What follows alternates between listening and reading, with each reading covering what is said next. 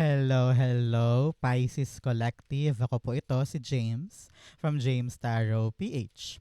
Welcome po sa inyong June 2026 reading. Alamin natin naghihintay sa inyo para sa buwan na ito. But first, mga Pisces, ihanda mo na yung isang tanong para sa ating isang tanong. Isang tanong, isang sagot. Kung meron po kayong pangmalakasang one question, hawakan mo yan. Sa dulo po atin po yung sasagutin by using these cards. Okay? Let's begin. Holy Spirit, Spirit Guides, ibigay po natin kay Pisces ang mensaheng dapat nilang malaman. Inhale and exhale. Your cards for the month. Ooh, interesting. Mamaya explain natin yan. Yes, beautiful, beautiful.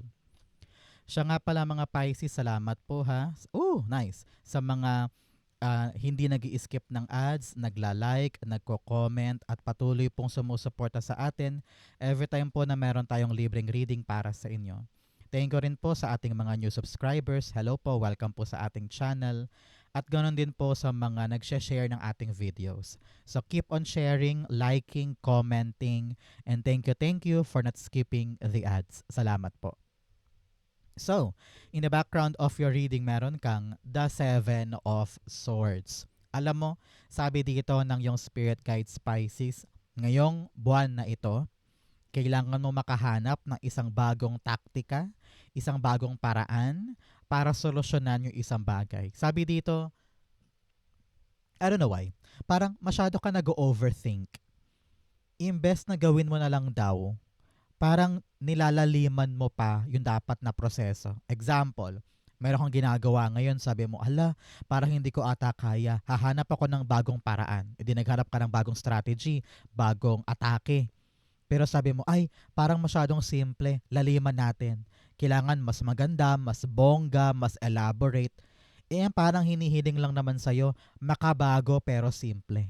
Parang ganyan. So, wag mong pahirapan ang sarili mo sa mga innovation or improvement na ginagawa mo sa iyong buhay. Minsan din umiiwas ka pa. Naku, sabi dito, wag nang iwasan yung mga bagay na dapat harapin nang sa ganon, mahanap mo na talaga yung sagot, yung kalusutan, and also yung ending nung kinakaharap na yan. This time, we will face it with a different approach. And this time, panalo ka na dyan. Okay? Especially in your core energy, meron kang the Nine of Swords. Alam ng yung spirit guides kung gaano ka karaming mag-isip ng problema ngayon. Sabay-sabay parang sunod-sunod And iniisip mo, teka, paano ko ba ito sosolusyonan ngayong June? Paano ko ba ito lalagpasan para once and for all, tantanan na ako ng mga problemang ito? Sabi ko nga, makabagong approach. Siguro napansin mo din, kung ano yung ginagawa mo dati, hindi na umuubra. Kung ano yung dati mo nakasanayan, parang hindi na applicable ngayon. So sabi ng yung spirit guides, hanapin natin yung pinakasimple, pinaka-realistic, at pinaka-practical na paraan para masolusyonan natin yung problemang ito. Many of you tinatawag ng yung spirit guides na nag-overthink ka rin. Parang sabi dito, imbes na ito lang yung problema, nanganganak sa isip mo na parang, what if hindi tanggapin? What if mapahiya ako? What if ganito sabihin? Kahit wala ka namang basehan na mangyayari yon, iniisip mo yung sobrang kanigahan. So malaking lesson to sa'yo, Pisces. Na wag mag-overthink. Kung ano lang yung issue, yun lang yun. Kung ano lang yung kaya mo, yun lang yun. Wag mo nang isipin pa yung mga posibleng mangyari na pangit. Always think positive, okay? Nine of Swords, the Two of Swords. Okay, yes. Ngayon, kailangan mo talagang mamili. Parang, ito yung buwan kung kailan magde-decide ka para nang sa ganon, matapos na itong alalahanin mo.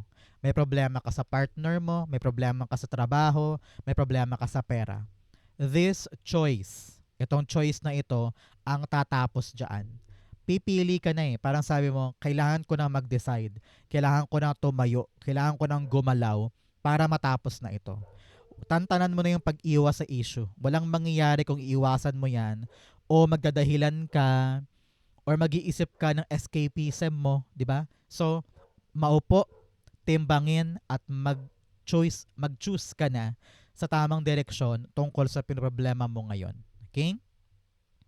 So, mga Pisces, ano ba yung mga nais mo mangyari this June? Ano ba yung mga bagay na sabi mo, God, please give it to me this June? Comment down below, be specific, mangyayari yan. Okay? In the area of what you need to focus on, meron po kayong the Ace of Pentacles. Sabi dito, mag-focus ka sa isang bagong darating. Merong inaabot sa iyo si God na isang chance, opportunity, sideline, or project na ito yung susi mo para makuha mo yung malalaki mo pang mga goals. Okay? Kita mo ba yan? May arko sa ilalim, pagpasok mo, malalaking mga bundok. Yung mga bundok na yan ay simbolismo ng mga bigger dreams and bigger life para sa'yo. So, ito ang susi mo, ito ang ticket mo para makapasok doon. So, tama ng pag-iwas, harapin mo to, yakapin mo to, aksyonan mo to, at huwag masyadong mag-isip ng nega, kayang-kaya mo tong panindigan at piliin. This opportunity, ang tanging ticket mo for a better life. Kaya, pag dumating this June yung pagkakataon, grab it, take it, huwag sayangin. Okay? Ace of Pentacles, the Hierophant. Medyo siguro takot ka, no? Baka kaya ko ba? Parang hindi pa ako marunong or hindi pa ako magaling. Pero sabi dito, lahat naman daw ng bagay na pag-aaralan, di ba? Example, this month, balak mo magbukas ng karinderya or balak mo magbukas ng isang bagong negosyo or balak mo mag-online shop, di ba? So, online selling, ganyan. So, kung natatakot ka, nahihirapan ka at parang feeling mo, hindi ko ata to kaya, aralin mo. No? Maghanap ka ng taong tutulong sa'yo para maintindihan mo yung pasikot-sikot sa bagay na yan. Nang sa ganon, hindi masayang tong opportunity. Okay? Pinapayuhan ka rin dito, Pisces, na mag-commit ka dito. No? Kapag tinanggap mo, kapag pinapasok mo sa buhay mo, kapag sabi mo, akin yan, kailangan panindigan. Every single day, you need to be there para asikasuhin to. Hindi pwedeng ngayon gusto mo, bukas bibitaw ka na. Your commitment should be here. Nang sa ganon, makuha mo talaga yung pag-angat sa buhay mo. Okay? So, Pisces, ano po ang lucky number nyo? Comment down below. Meron ka bang inaalagaan na number? Naku, ilapag mo na yan para ma-activate yung pagpasok sa'yo ng blessing na ito. In the area of what you need, meron po kayong the Hermit card. Sabi dito, panahon na para kumawala ka sa shell mo. I don't know why. Parang kailangan mo daw mag-soul searching. Either lumabas-labas ka, bakasyon, punta sa park, sa garden mo kung ayaw mong gumastos, pwede din. Yung parang panahon para magmuni-muni ka. Because that is your way para lumiwanag ang isip mo at makita mo kung ano yung tamang gagawin sa isang bagay. Medyo naliligaw ka eh. Medyo parang gulong-gulo ka, no? At hindi mo alam kung paano susolusyonan yung bagay na gusto kong maganap for me. Sabi dito, kapag nakapagmuni-muni ka, nakapag-isip-isip ka, kaya lumabas ka sa bahay mo para lumiwanag at guminhawa yung pakiramdam mo, kapag naliwanagan ka na, dito ka talaga tunay na makakapag-decide. Okay? You will feel it this June. Promise sa'yo, Pisces. You will feel it na parang, gets ko na. Gets ko na kung anong gagawin ko. Gets ko na kung anong solusyon ko. Gets ko na kung anong pipiliin ko para malusaw na itong problemang ito. You will find the answers. Kaya huwag iwasan, lalo mo yang harapin para nang sa ganon masagot na. Hermit card, the Ten of Cups. Okay? Sabi dito ng yung spirit guides, kung talagang feeling mo hindi ko na kayang pasanin, you have your family with you. Okay? You have your loved ones with you. Kaya sabi dito, ask for their guidance, ask for their help. Tulungan kayo, no? Kaya kung mawala ka na dyan sa hawla mo, no?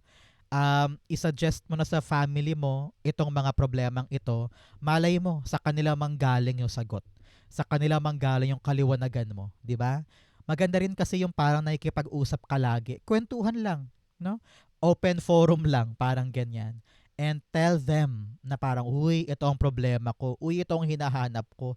Sa tingin mo kapatid, sa tingin mo pinsan, sa tingin mo mga anak, anong dapat kong gawin? So, itong palitan ng usap, ng open forum nga, ay magpapalakas ang loob mo because you heard yung mga potential na pwede mong gawin. Pinapalakas nila yung loob mo. Kaya gather your loved ones, gather your family, yung talagang mga taong tinuturing mo na pamilya. Sila ang gagabay sa'yo para malaman mo na yung gagawin mo this time. Okay? In the area of what's affecting your current energy, meron kang the world card. Sabi dito ng yung spirit guides, malapit mo nang makompleto yung dapat kompletuhin. Okay? Kailangan ng isara yung isang cycle ng buhay mo na labis lang nagdudulot ng pain sa'yo. Kaya ngayon, mamimili ka na. Sabi mo, ayoko na niyan, sobra na, tama na, toxic na, I cannot take it this anymore, iko-close ko na yon. Ready na ako na umalis at gawin yung mga bagay on my own. Hahanap ako ng sarili kong strategy, sarili kong paraan, sarili kong diskarte, nang sa ganon makalaya na ako sa problemang ito. This month is all about closure and pagtakip, pagsara, pagkandado sa mga bagay na alam mong dapat ko nang tantanan. Kung love life man yan, o dating pangarap, o dating mong endeavor na walang ibang ginawa kundi pasakitan ka, you are now making a choice. Isasara ko na ba? Bibitawan ko na ba? At ready na ba ako sa bagong bagay? World card, the Four of Pentacles. Sabi dito, i-let go mo na. Paluwagin mo na sa kamay mo yung mga bagay na pilit mong kinakapitan pero alam mong sakit lang ng ulo o problema lang ang dulot. Sobra na eh. Hindi ka na makatulog, hindi ka na sure sa future, nahisira na nito yung pang-araw-araw mo. So, panahon na para bumitaw. Panahon na para, sige God, i-let go ko na to, bibitawan ko na to, para nang sa ganon yung mga kamay mo bukas na bukas. Para ready yung sumalo na mga bagong bagay na bigay ng Diyos. Kapag kinlose mo na yan, pinabayaan mo na, papasok ka na sa new portal ng buhay mo at nandoon talaga yung para sa'yo. Okay? Especially here in your near future, ang tabayanan mo, 5 weeks or 5 months after watching this video, talaga namang naka-move on ka na mula sa mga bagay na iniyakan mo, kinalugmukan mo, or disappointing in your life. And here you are, embracing something new. May darating na bagong pagkakataon, bagong swerte, bagong tao na mas mamahalin mo kumpara noon. Ngayon, you will realize the truth na parang, kaya pala dapat ko nang isara ito kasi sabi ni God, hindi na yan para sa akin. Ito yung para sa akin. So you are now embracing this new blessing, this new person kasi alam mong ito yung much better para sa akin. Kumbaga parang nagkaroon ka na ng kapayapaan sa puso mo na okay na yun, sige, bitawan ko na yun, i-let go ko na yun, may mas maganda namang papalit eh. Parang ganyan. Okay? 5 of Cups, you have the 3 of Cups. Alam mo, people around you will celebrate. Yung mga kaibigan mo, yung mga pamilya mo, yung mga anak mo na parang, yes, buti na lang si Pisces nakalaya na doon. Yes, Pisces, support ka namin dyan sa bago mong gagawin. Pisces, go, go, go, kunin mo to, trabahuhin mo yan, pagsumikapan mo yan, support kami sa'yo. Parang ganyan. So, with the people talagang kinausap mo tungkol sa problemang ito, sila din yung mga taong papalakpak sa'yo kapag nakalagpas ka na sa isang mahirap na parte. And they are really rooting for you sa pagyakap mo sa mga bagong bagay. Hindi ka nag-iisa dito. Talaga namang nagsimula ka lang ng solo pero natagpuan mo yung mga taong gagabay sa'yo at papalakpak sa'yo sa pagpasok mo sa bagong era na ito. Congratulations. In your challenge, meron kang the Queen of Swords. Ang challenge sa'yo ngayon, Pisces, hirap ka mag-decide. Sabi ko nga, this buong June, magde-decide ka. Takot kang mamili. At yun talaga yung problema mo. No? So, panahon to para tumayo ka na, magsalita ka na. Kailangan mong kapitan yung truth eh. Narinig ko dito, takot ka kasi sa truth. Iniiwasan mo yung katotohanan. Alam mo na eh kung ano yung kabitaw-bitaw at alam mo na yung dapat mong puntahan.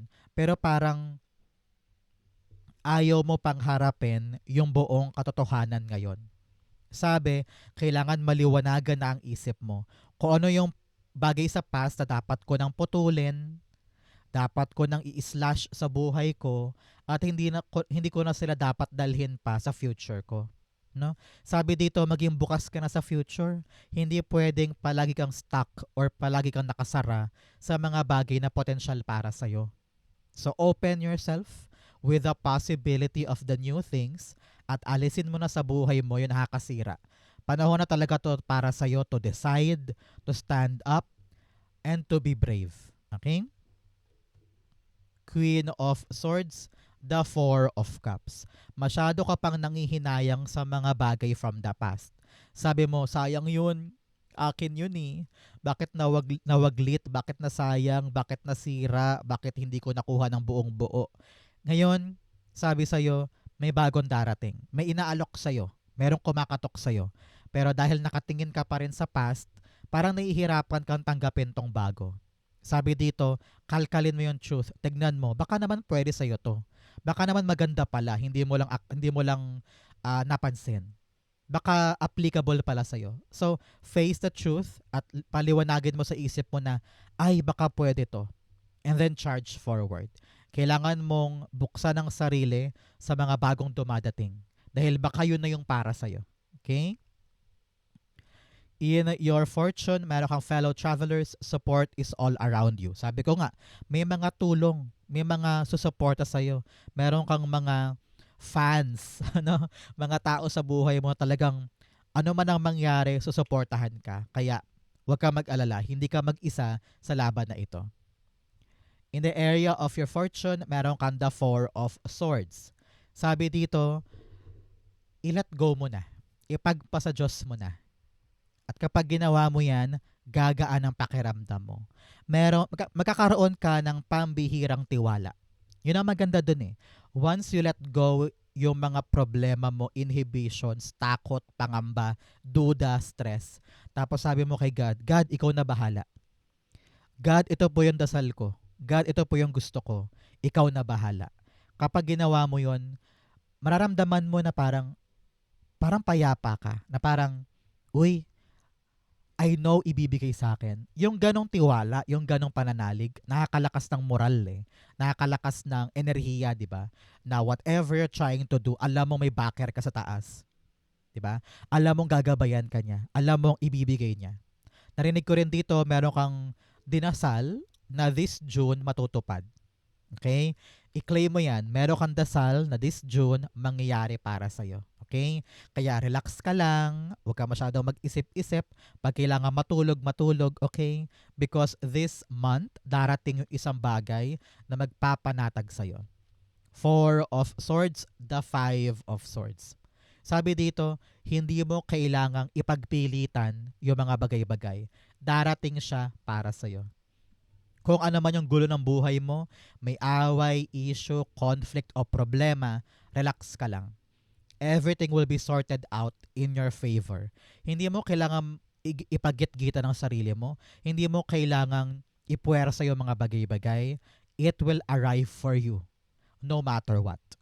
Kaya piliin mo lagi ngayon, Pisces, yung mga away. Piliin mo yung mga battles mo. Piliin mo yung mga laban mo. Doon ka lang maglagak sa alam mong importante. At yung ibang bagay, kiber ka na. Sabi dito, your prayer about something na medyo gumugulo sa isip mo, masosolusyonan ngayon. Your prayers are being answered now. Congratulations. In your fortune, meron kang in your divine messages rather, meron kang emotions are running high. Yes, halo-halo emosyon mo sa pagpasok ng bagong bagay, sa problema ng maraming iniisip, sa mga pagtatapos at bagong simula, talagang gulong-gulo emosyon mo. Hindi mo alam kung anong dapat gawin, dapat maramdaman. Pero ito yung panahon na daanan mo lang. Just enjoy your life and don't think too much. Huwag ka masyadong mag-isip ng malalim. Just enjoy your day para hindi ka mahirapan every single day. Malulutas din yan, magiging ayos din yan, kumapit ka lang. Okay? In your divine messages, meron ka palang Five of Swords, 5-5 ang nandito. And 5 here also, no? 5-5-5 ay hindi tuna, hindi sardinas, kung hindi pagbabago. Asahan mo this June, may magbabago na sa mga pinaglalaban mo. So congratulations, okay? With the Five of Swords in your advice, pinapayuhan ka talaga na wag mo nang isipin pa yung mga kasawi ang palad noon. Mga sinakripisyo mo, mga pangit na sinabi, mga iniyak mo noon. Isipin mo na lang lahat yon worth it. Lahat yon inilaban ko, lahat yon pinagsumikapan ko. Marami akong natutunan doon. So wag ka na maging bitter. Patuloy kang lumaban sa buhay mo ngayon at abutin yung gusto mo. Okay? Because you will win at all cost. Five of Swords, the Wheel of Fortune. Yes, talagang iikot ang kapalaran mo ngayon. Sa lahat ng pinagdaanan mo, sa lahat ng mga sinakripisyo mo, sa lahat ng mga unfair at kakulangan ng hustisya noon. Ngayon, magbabago na. Ikaw ngayon ang kukuha ng mga espada because panalo ka. No? So congratulations. Huwag mag-give up. Lahat ito worth it dahil papabor na sa'yo yung outcome nito. Congratulations. Outcome mo yan, bigyan mo na kita ng fortune cards. You have moon changes in your life. Yes, sabi ko nga with 555, talagang meron changes na pabor sa'yo this time. You also have clouds, temporary problems. Sabi dito, kung ano man yung mga problemang yan, temporary lang yan. Makakaisip ka ng paraan para solusyonan ito para makalaya ka dyan. Okay? Another message, you have inkpot, problems to be solved. Sabi dito, talaga namang yung mga problemang yan, ay nako, kayang-kaya mo yung daanan. Kayang-kaya mong hanapan yan ng solusyon. You also have September o mga Pisces. Meron ba kayong special occasion pag September? Halimbawa, birthday ng kapatid, ng anak, ng pamangkin, or anniversary. Kung yes po, ibig sabihin, this reading is for you. Pero kung wala naman, meron daw po kayong milestone pagdating ng September. Okay? So, Pisces, ang outcome mo for June 2026, patulay ng July, the King of Pentacles. Wow, wow, wow. Talaga namang stable na, sigurado na, malago, matibay, matatag kung ano man tong ginagawa mo ngayon. Yung diskarte mo ngayon ay talagang nanganak into something that is solid, something that is long-lasting, something na talaga namang madadala mo hindi lang ngayong June, kundi patuloy hanggang sa dulo ng taon na ito.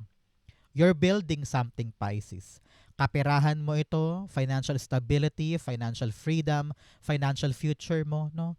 Talagang malago at matibay. So asahan mo this June ang simula ng pagtatanim mo ng isang bagay na alam mong kakapitan mo for a very, very, very long time. Itong mga problemang to, lusaw na lusaw yan dahil sa mga bagay na yan. Tinanggap mo yung ticket, di ba? Tinanggap mo tong blessing na to, sabi mo, God, sige po, kukunin ko tong blessing na to. Eto, lumago, lumaki, at naging successful. Congratulations. King of Pentacles, the Eight of Pentacles. Very busy ka daw this time. Pagtulay mo ng June, July, talagang pagkatrabahuhan mo to, sabi mo, kitang-kita ko, gumagana, lumalago, gumaganda yung bagay na ito para sa akin. Kung negosyo man yan, trabaho, project, or tungkol sa kapirahan mo, talaga namang huwag kang mawawaglit. Pagtrabahuhan mo to, ituloy-tuloy mo to, you're gonna make it big dahil dito. Congratulations. Okay? So Pisces, dumako na tayo sa yung isang tanong, isang sagot. Close your eyes and concentrate on this one question. Inhale and exhale. The answer you have the Six of Wands, the King of Wands, and the Ace of Swords. Beautiful. At the bottom, meron kang the Three of Swords. Okay. Alam ng yung spirit guides, Pisces, na medyo pagod ka na eh, masakit na eh, yung tungkol sa question mo eh. Hindi mo alam kung dapat ko bang ilaban, dapat ko bang ituloy sa kabila ng mga sunod-sunod na problema at kasawi ang palad. Alam ng yung spirit guides kung ano yung pinagdaanan mo. Pero sabi niya, hindi ka daw dapat huminto ng dahil lang sa mga karanasan na yan. Parang narinig ko dito, tinetest ka lang ni universe kung hanggang saan ang kaya mong gawin sa pag-abot ng gusto mo. Especially yung question mo na yan. Kailangan mong patunayan kay God, kay universe na kahit masakit, kahit mahirap, kakayanin ko, gagawin ko. Kailangan clear sa mind mo kung ano yung purpose ng ginagawa mong ito. 'Di ba? And continue fighting for it. Dapat malinaw sa'yo yung plano, malinaw sa'yo yung purpose, at talagang tatapangan mo ngayon. Meron kang maalab na fighting spirit to continue fighting for it. Dahil kayang-kaya mo siyang ipanalo. Okay? Sa kabila ng mga problema, pinagdaanan, malinaw sa'yo kung gaano to kahalaga. At sabi mo, ipaglalaban ko to hanggang dulo. I will win this. And you did. Ipapanalo mo to. This is something na you will be very, very happy dahil sulit lahat ng mga sinugal mo, sulit lahat ng mga pinaghirapan, sinakripisyo mo para dito.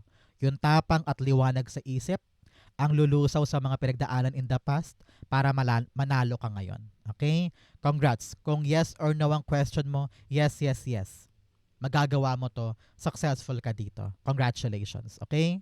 Sa Pisces, ito po ang inyong isang tanong, isang sagot. Ganon din po ang inyong June 2025 reading. 10 kayo naka-resonate. Comment below. Babasahin ko po yan. Thank you, Holy Spirit, Spirit Guides, for the clarity and messages na dapat malaman ng mga Pisces this month. Thank you po for watching hanggang dulo. I love you. This has been James for James Tarot PH. God bless everybody.